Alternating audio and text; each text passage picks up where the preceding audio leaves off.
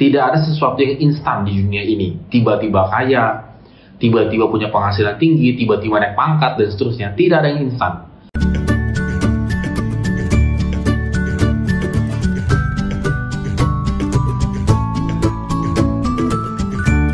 Shalom Good Traders, hari ini kita kembali merenungkan firman Tuhan. Dan puji Tuhan jika Tuhan masih bisa memberikan kesempatan kepada kita untuk membaca dan merenungkan firman-Nya. Dan kita akan kembali di Amsal pasal yang ke-20 ayat 18 sampai yang ke-22. Tetap semangat membaca dan merenungkan firman Tuhan. Nah, kali ini kalau kita perhatikan bahwa ini membicarakan sebuah rancangan.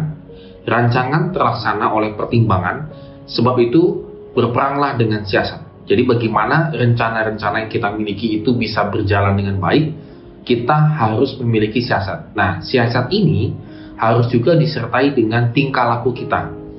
Kita tidak mungkin membuat satu strategi siasat tapi kelakuannya kita ini juga tidak tepat begitu ya, sehingga apapun yang kita rencanakan jadi gagal. Nah, apa saja yang menjadi penting dalam kita melaksanakan strategi kita? Yang pertama adalah di ayat ke-19, siapa mengumpat membuka rahasia. Amsal mengatakan kalau kita marah, kita mengumpat begitu ya dan seterusnya, itu biasanya kita akan secara tidak sadar membukakan rahasia kita. Yang kedua adalah siapa mengutuki ayah atau ibunya. Itu juga tidak boleh. Amsal mengatakan apapun rencana dalam kehidupan kita ini, kalau kita tidak memiliki relasi yang baik dengan orang tua kita, maka itu boleh dikatakan menjadi pelita yang redup begitu. Dengan kata lain, Amsal ingin mengatakan bahwa relasi dengan orang-orang di sekitar kita itu menjadi sangat penting. Jangan kita abaikan. Lalu kemudian kita lihat di sini, milik yang diperoleh dengan cepat pada mulanya akhirnya tidak diberkati.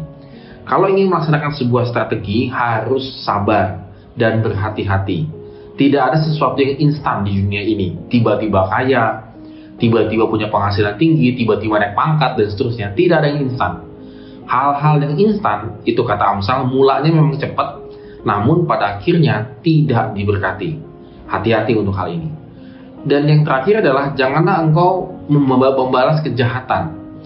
Kita ketika melakukan strategi pelaksanaan perencanaan kita, jangan sampai kita punya pikiran untuk membalas.